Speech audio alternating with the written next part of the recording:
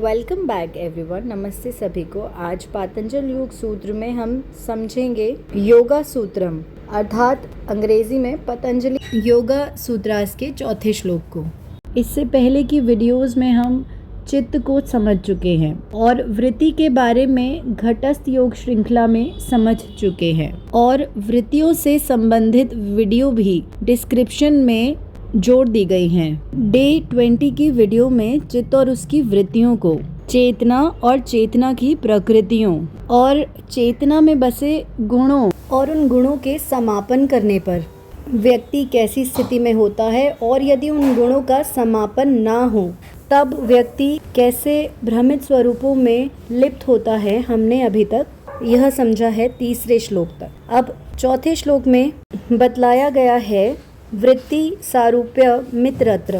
वृत्ति अर्थात मानसिक अवस्था, जो हम इससे पहले के वीडियोस में समझ चुके हैं। सारूप्यम अर्थात समान रूप या किसी के समान दिखना। इतरत्र अर्थात दूसरी जगह या दूसरे समय।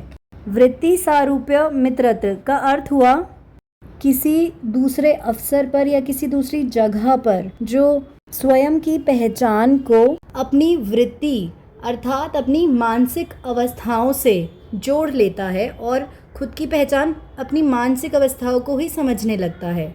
बस इतना ही है चौथा श्लोक, पर इसका अर्थ इतना ही नहीं है। इसका अर्थ और सभी श्लोकों का अर्थ तभी समझ आएगा जब समझ की गहराई में उतरेंगे। चलिए एक उदाहरण से समझते हैं।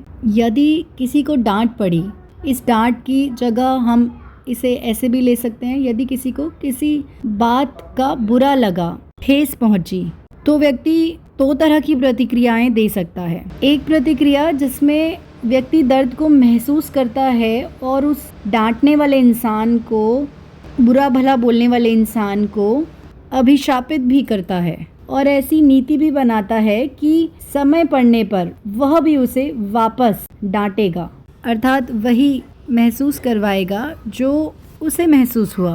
और यही सब विचार दर्द का कारण भी बनेंगे और यही डुअलिटी और द्वंद्व का कारण भी बनेगा और यह द्वंद्व ही पीड़ा को समेटे होता है।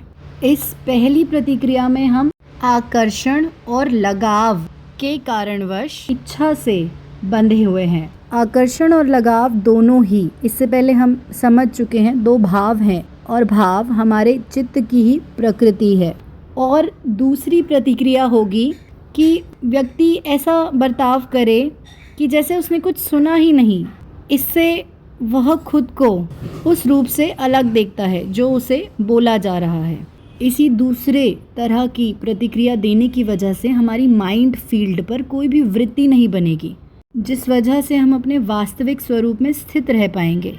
यहीं पर सारी मुश्किल खड़ी हो जाती है, क्योंकि वास्तविक स्वरूप को समझना, पहचानना, वास्तविक स्वरूप का बोध होना ही जीवन की असली जद्दोजहद है।